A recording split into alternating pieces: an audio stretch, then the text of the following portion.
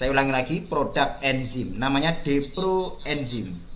Ya, deproenzim. Ini enzim. Saya pernah mengatakan enzim. Apa sih sebenarnya enzim? Yakin gitu. Tidak semua orang mengenal sebuah enzim. Karena dia itu enzim itu di mana letaknya, di mana perannya, nanti kita kupas bersama. Tapi setidaknya enzim itu kenapa ditunggu-tunggu? Karena biang-biangnya kehidupan dalam tubuh dan alam ini adalah enzim. Tidak sekedar di kesehatan, di ranah tumbuhan, hewan itu pun juga perlu enzim. Waduh, luar biasa nih Pak. Iya, memang. Ini tidak berlebihan kalau saya bicara enzim, ya. Jadi jangan ada yang berpikir, oh, kok bisa semua? Ya enggak bisa semuanya, enggak begitu. Namun saya bicara enzimnya. Ya, enzim itu apa nanti itu yang akan luar biasa. Tapi produknya itu penting untuk Anda ketahui. Nah, oke, siap ya. Perlahan saja, santai saja. Mungkin kalimat-kalimat beberapa saya ulang, mungkin itu karena memang saya sengaja, bukan saya tanpa sadar mengulang, karena supaya betul melekat di pikiran, di hati teman-teman.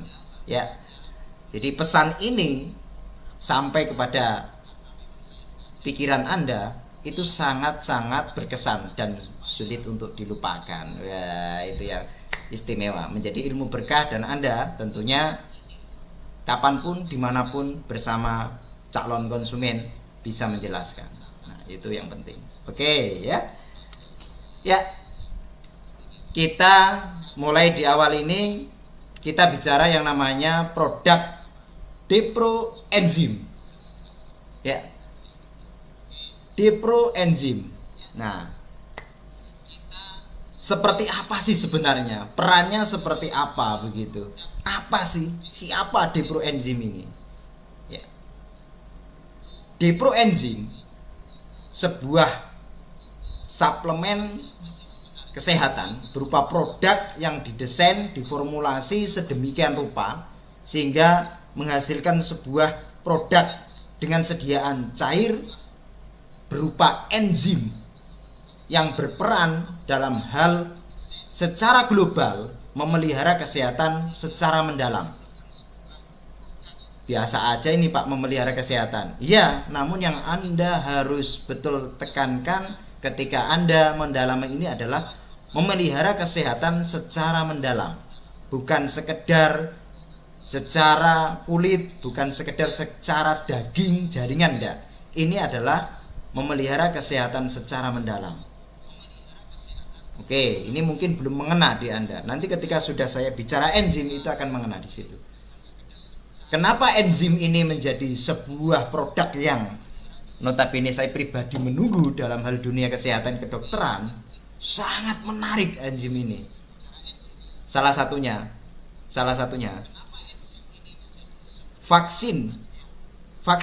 vaksinasi, vaksin apapun ketika masuk ke dalam tubuh kita, disuntikkan, vaksin itu untuk bisa sempurna dan tidak menghasilkan gejala negatif itu berkat enzim, teman-teman.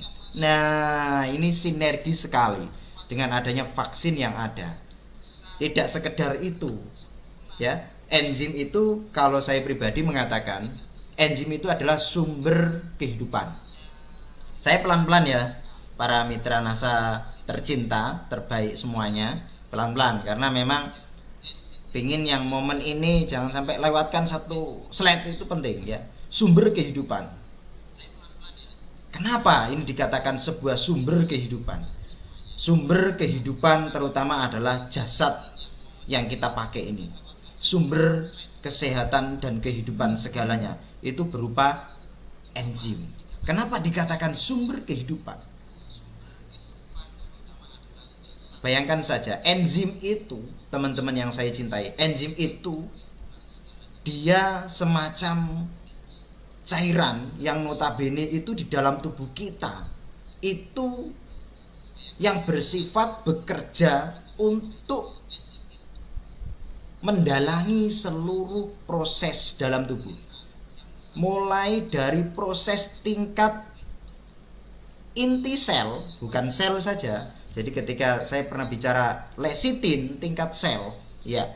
Tapi kalau berbicara masalah inti sel, di dalam sel itu ada inti sel, nukleus. Di dalam nukleus itu ada yang namanya dendrit, badan Golgi, senyawa-senyawa asam amino, ada lecitin di dalamnya juga.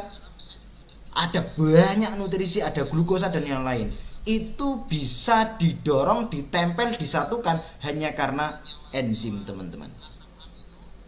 Enzim itu setidaknya kalau Anda berpikir mendasar memahaminya, seorang tukang batu ketika meracik olahnya semen, pasir, abu, itu butuh air. Air itu mineral seperti NSTM, ya. Ini berbeda dengan STM, ya. Ini berbeda dengan lecitin, berbeda dengan kurkumat, sunpro dan yang lain, berbeda. Ya, tadi saya gambarkan seorang tukang batu meracik olahannya sediaan adonan luloh namanya, ya nyebutnya. Ada pasir, ada semen, ada abu putih, ya. Ada air mineral.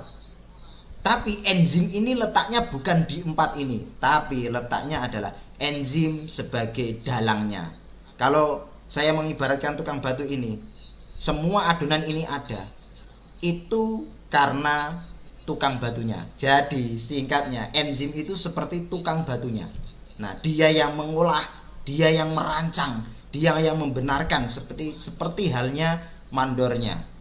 Dan sumber kehidupan, ingat baik-baik, semua nutrisi bisa terserap itu berkat enzim juga, teman-teman.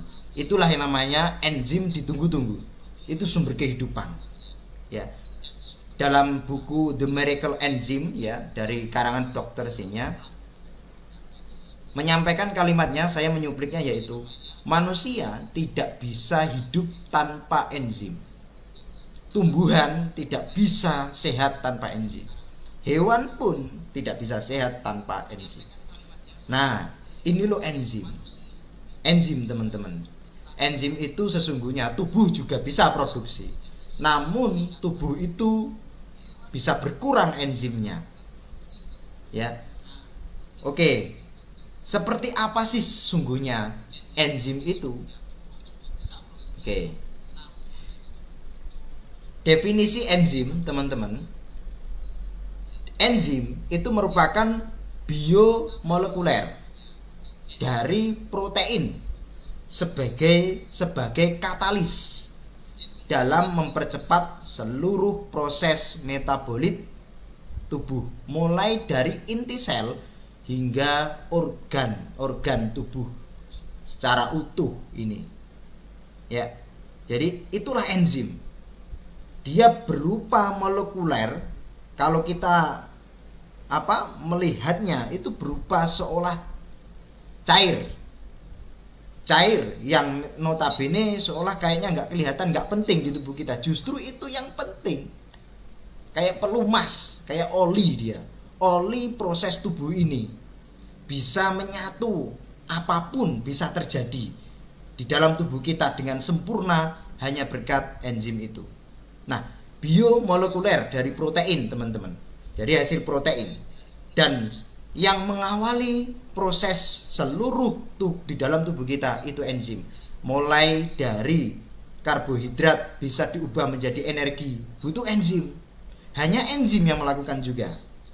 Mulai dari protein menjadi asam amino, menjadi turunan asam amino, kemudian dipakai oleh organ tubuh kita, itu enzim yang memecahnya semuanya. Kemudian mulai dari lemak menjadi asam lemak, ya, menjadi asam lemak jenuh, jahat, non jahat, menjadi baik semuanya, itu enzim juga yang berperan. Kemudian mulai dari mineral, mulai dari vitamin, itu juga berkat enzim untuk bisa sampai ke titik organ-organ tubuh kita. Dari wortel, kemudian wortel diubah menjadi saripati, saripati diubah di dalam usus, di dalam sel menjadi vitamin, vitamin menjadi provitamin sampai ke mata. itu perlu enzim, teman-teman. Bayangkan saja, bagaimana tidak enzim menjadi sebuah sumber kehidupan, itu dari situ. Mungkin kalau Bapak Ibu semuanya masih ingat, waktu pelajaran kita dasar saja nggak sulit-sulit. Waktu kita di SMP ya, di tingkat SMP, di tingkat mungkin SMA, itu ada dulu enzim ya. Enzim itu segala macam prosesnya itu diketahui dia dan dijalankan oleh dia, itu enzim. Seberapa besar perannya enzim? Tentu enzim itu dia bersifat spesifik. Jadi kalau di dalam tubuh kita, mulai dari mulut ada yang namanya enzim amilase. Ada yang mulai di perut kita, ada yang namanya enzim laktase, sukrase, protease, dan amilase, dan HCl, asam lambung. Enzim-enzim itu yang ada di dalamnya semuanya. Dan dalam semuanya adalah enzim itu. Makanan kita mulai dari mulut dicerna sampai ke perut, sampai ke lambung, dihancurkan enzim yang menghancurkan. Sampai di perut dihancurkan, masuk ke dalam usus kecil untuk menjadi saripati dan diserap oleh jonjot-jonjot usus. Itu enzim juga yang berperan, teman-teman.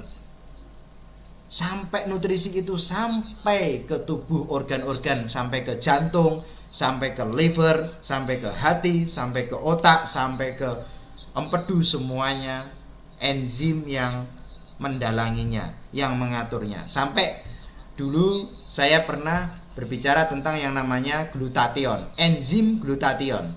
Sebuah enzim itu bisa dikatakan antioksidan, namun dia berperan sebagai enzim. Itu salah satu bahan enzim saja. Nah, ini cikal bakal enzim untuk seluruhnya. Dan glutathione, saya menyebut glutathione, itu berperan, dia bisa mengatur hormon-hormon yang salah, proses yang salah, mana yang salah dalam tubuh kita. Itu dalam hal jurnal penelitian seperti itu, mengatakan banyak seperti itu. Enzim yang saya katakan di sini, dia juga sama halnya sebagai simboknya glutathione, dan yang itu yang akan mengatur mana yang salah. Bayangkan saja ya, tubuh kita terjadi kesalahan itu sering sekali. Yang awalnya tidak punya kanker, punya kanker. Yang awalnya tidak punya jantung, punya jantung. Ya, maksudnya punya penyakit jantung. Yang awalnya tidak punya penyakit diabetes, jadi penyakit diabetes. Yang awalnya tidak punya stroke, menjadi penyakit adanya stroke. Yang awalnya tidak punya masalah empedu, ada batuk empedu. Ada yang awalnya tidak punya masalah asam lambung, ada masalah emah, sampai emah kronis. Semuanya itu nanti akan dibantu perlahan dengan enzim, teman-teman. Nah, enzim ini yang mendalangi untuk perbaikan-perbaikan untuk segalanya.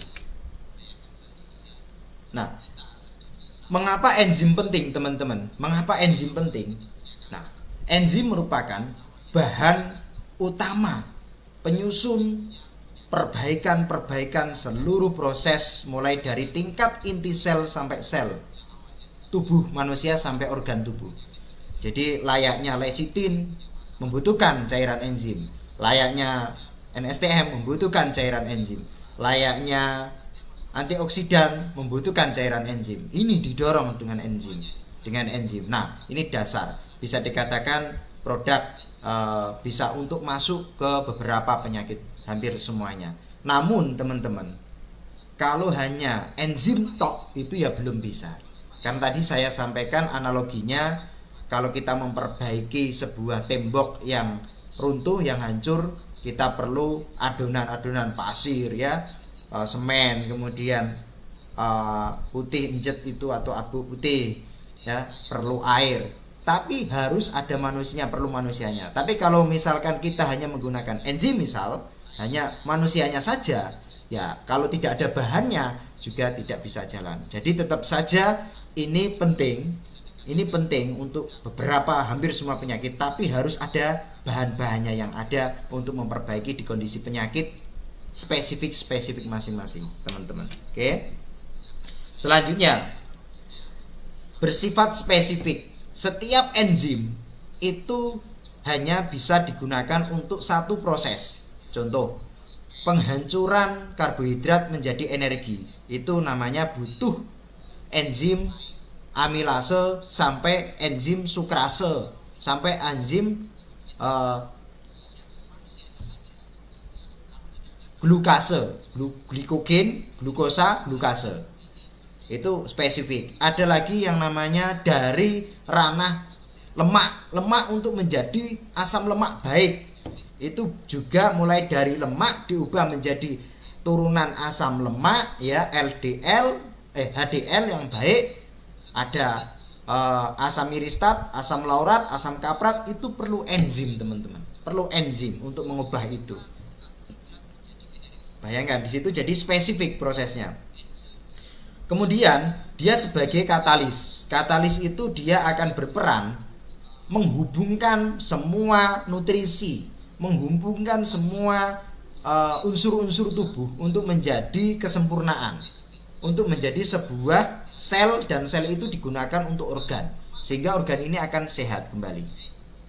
Ya, contohnya misalkan yang rusak organ pankreas, diabetes munculnya, itu diperlukan lecitin dan untuk menutrisi sel beta pankreas, tapi diperlukan pelumas penghubungnya, enzim.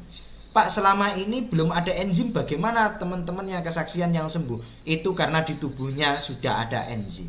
Artinya apa? Tubuh manusia itu sudah ada, namun terbatas. Orang yang sembuhnya cepat, enzimnya banyak.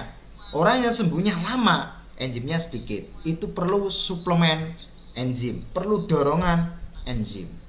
Dan yang membuat penyakit segala macam jenisnya muncul enzim juga. Itu maksudnya ketika kekurangan enzim. Misal di tingkat darah urin kita yang bermasalah, ya, patokannya asam basah darah, itu juga harus berkat dibantu keseimbangan enzim. Enzim bisa berperan di sebagai dalang antioksidan muncul, sebagai dalang kekebalan muncul, sebagai dalang proses katabolisme, anabolisme tubuh manusia. Semuanya perlu enzim teman-teman. Nah, produksi enzim itu diketahui penelitian terakhir bahwa dia berkurang sesuai dengan bertambahnya usia. Jadi ada sebuah jurnal yang menyebutkan bahwa enzim ini berhubungan dengan aktivitas skeletal otot. Jadi aktivitas kontraksi atau aktivitas pergerakan otot dan pergerakan sendi. Jadi ketika ini berkurang pada usia lansia, itu ternyata mengalami penurunan enzim dibanding usia muda. Artinya ketika usia bertambah, enzim perlu disupport dari luar teman-teman. Nah, enzim ini bukan sebuah hal yang langka teman-teman. Penelitian bermula dari diketahui kemampuan cairan lambung mencerna daging-dagingan tahun 1700-an. Kemudian diketahui air ludah untuk mengubah pati menjadi glukosa, yang tadi yang saya sampaikan, enzim amilase. Nah, tapi penjelasan ini lengkapnya mengenai fenomena ini belum diketahui dengan pasti. Barulah tahun 1878 seorang peneliti dari asal Jerman bernama Wilhelm Kuhne menggunakan istilah enzim dari kata enzime dari bahasa Yunani yang artinya isi bahan pengembang. Bayangkan saja, yang menjadikan seluruh proses di dalam tubuh kita, menjadikan asam basah, menjadi tubuh kita menjadi basah, tidak asam. Karena kalau di dalam aliran darah menjadi terlalu asam, itu pastinya banyak penyakit, pastinya banyak radikal bebas yang dilepas. Nah, di situ teman-teman, untuk mengembalikan kestabilannya itu dibantu oleh enzim. Sebenarnya ada lagi yaitu natrium bikarbonat ya, ini yang disampaikan oleh Dr. Kini ya. Nah, tapi yang utama enzim dulu karena dia akan mengawali prosesnya, mengawali kehidupannya di sini. Nah, saya bisa mencontohkan begini. Kenapa hewan harimau, ini contoh yang sangat mungkin harus jauh gitu. Harimau singa itu kalau makan mangsanya ya, itu misalkan makan rusa, apa yang dimakan lebih dulu? Yang dimakan adalah pencernaannya, lambungnya, ususnya yang dimakan, dagingnya belakangan. Bahkan dagingnya mungkin diambil oleh hewan lain, hyena atau yang lain. Kenapa alasannya seperti itu? Karena seperti singa, harimau seperti itu hidupnya perlu enzim. Dia hanya konsumsi daging, sedangkan enzim itu banyak di sayuran dan di buah. Nah, kalau seperti hewan-hewan herbivora itu konsumsinya kan tanaman, ya kan, buah-buahan. Nah, di situ harimau, singa makanya akan lebih ke arahnya pencernaan. Dia menuju untuk ngambil enzimnya, teman-teman. Enzimnya untuk bertahan hidup untuk singa dan harimau. Nah, teman-teman yang saya cintai, manusia itu bisa makan segalanya.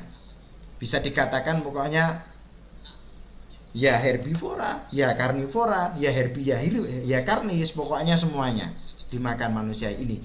Makanya yang saya katakan, karena manusia ini memiliki pangkal enzim, simbok-simboknya enzim yang bisa mengubah kondisi segalanya.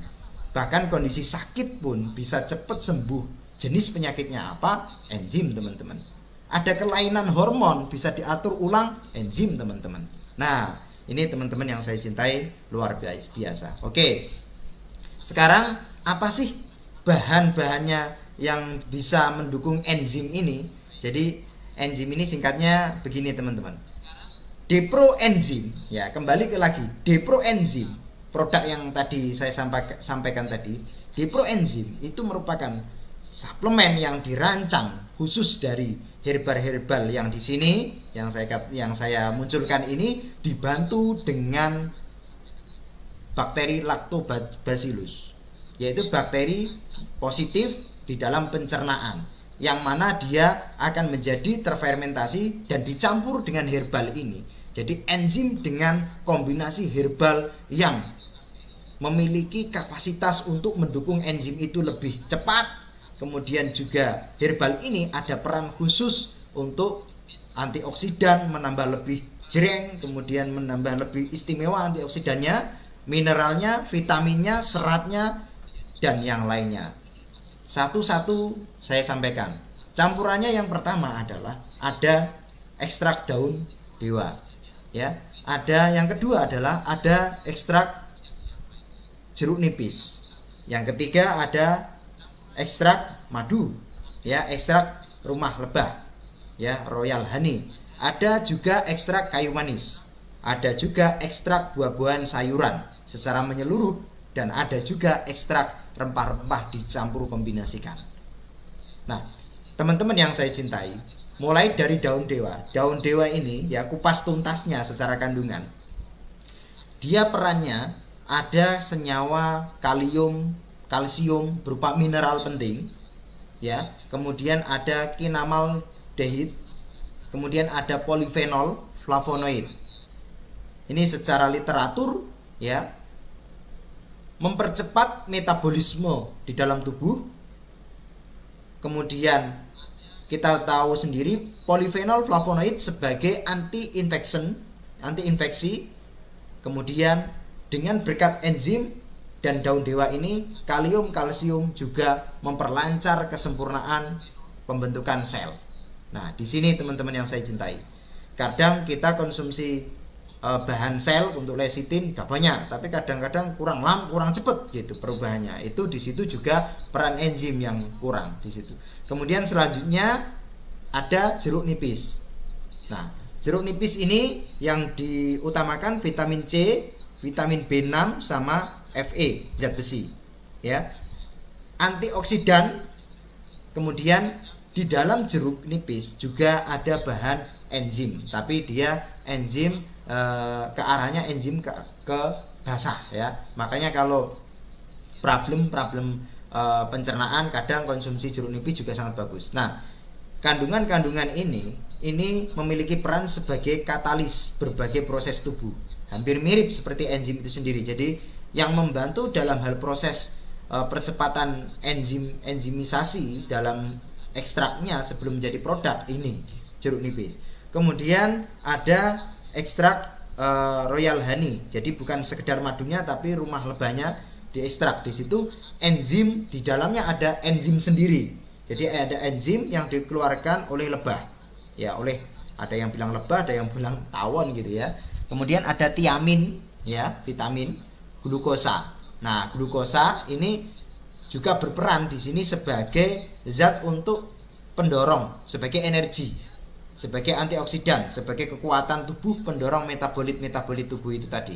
Nah, kemudian kayu manis, ya. Kayu manis di sini dia ada kandungan antioksidan spesifik berupa saponin, kemudian minyak atsiri, kemudian minyak linilol, dan ada beberapa yang lain dan yang lainnya. Ya, di sini perannya teman-teman sebagai perbaikan pencernaan. Jadi kalau ada masalah kembung, ada masalah sebah, masuk angin dan yang lain, itu kan perannya kalau kita minum enzim deproenzim ini di sini si kayu manis ini dia memiliki minyak atsiri, minyak lineol yang bisa memperbaiki asam basa di dalam pencernaan. Kemudian bakteri, dia sebagai antibakteri minyak atsiri, mencegah rusaknya sel. Nah, jadi ketika sudah diperbaiki sel-selnya jangan cepat dirusak. Nah, kan di situ. Ini penting teman-teman. Oke, sebelum jauh teman-teman, yang lainnya segera merapat juga ya. Kemudian saya lanjutkan lagi yaitu ekstrak buah. Dia poinnya adalah ekstrak buah-buahan itu berperan sebagai enzim sendiri, bahan dasar utama enzim. Kemudian serat dari anggur, ekstrak anggur, apel, buah jeruk dan yang lain. Kemudian ada buah kiwi, itu memang sebagai serat yang efektif untuk membentuk enzim pangkal. Jadi di situ diperlukan untuk pembentukan optimalisasi enzim itu. Nah, karena begini teman-teman, ada hal-hal faktor-faktor yang membuat, jadi begini, ada faktor-faktor yang membuat enzim tubuh manusia itu terkuras habis. Itu juga ada. Apa sih? Satu, pikiran stres berat, negatif, itu menguras enzim habis. Kedua, makanan yang kita makan yang cenderung berlebih dan cenderung instan dan banyak kolesterol atau minyak yang jenuh, ini menguras enzim sekali. Kenapa? Ya, karena di situ tidak ada keseimbangan dalam untuk seratnya, vitaminnya. Kemudian yang ketiga, apa yang menguras enzim dalam tubuh manusia? Yaitu konsumsi obat-obatan jangka panjang, sehingga menjadikan enzim itu habis. Contoh gini, ada orang yang sakit konsumsi obat, satu jenis obat misalkan, obat kimia misalkan, dikonsumsi terus sampai 5 tahun. Habis itu obatnya nggak manjur lagi. Kenapa nggak manjur? Karena enzim penerima obat tersebut itu sudah habis, sehingga dia resisten terhadap yang namanya obat itu, sehingga dia harus mengganti obat dosis tinggi atau mengganti jenis yang lain. Karena apa? Enzimnya sudah tidak bisa nerima, tidak ada. Jadi ini enzim ini teman-teman, itu ketika ada orang yang sakit dengan obat kimia, itu kalau dipakaikan enzim ini juga sangat sinergi dan membantu. Justru obat ini akan bisa bekerja berkat enzim juga. Tapi kalau keterlaluan, kebanyakan bertahun-tahun, enzim juga habis di situ. Nah, teman-teman. Kemudian ada ekstrak rempah-rempah. Ada sineol, kandungannya sagaol, limonene, ya. Ini penyempurna pembentukan enzim, teman-teman. Penyempurna pembentukan enzim. Jadi ranahnya masing-masing.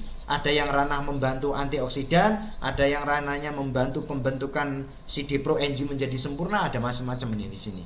Oke, teman-teman. Cukup ya. Kita lanjut. Nah, sekarang ada pustaka nih, ya. Flavonoid, minyak atsiri, saponin, antioksidan, senyawa yang berperan dalam anti kekebalan tubuh, ya, untuk kekebalan tubuh, anti kanker, dan juga berperan dalam pembentukan enzim tubuh. Itu saya kutip dari Kumalaningsih 2008, ya. Kemudian enzim lipase, protease merupakan jenis cairan molekuler yang berperan sebagai katalisator proses biokimia tubuh, dalam menyempurnakan pembentukan sel-sel tubuh. Jadi tidak salah ketika tadi saya menyampaikan untuk kesempurnaan dan ini. Jadi di beberapa pustaka itu sangat banyak. Jadi kalau membahas enzim ini memang masih agak seolah sulit dimengerti karena memang dia sesuatu yang bisa dikatakan baru kali ini. Tapi dia dari dulu sudah banyak orang yang pingin adanya enzim ini. Bagaimana sih sebenarnya Pak cara minumnya deproenzim ini? Nah, oke teman-teman, dosisnya teteskan 3-5 tetes di bawah lidah atau dicampur air 3 kali per hari orang dewasa. Hampir mirip seperti Sunpro teman-teman ya. Teteskan 1-2 tetes di bawah lidah 3 kali per hari. Remaja untuk remaja dan anak-anak. Teteskan lebih dari 5 tetes di bawah lidah atau dengan air 3 kali sehari untuk kondisi sakit.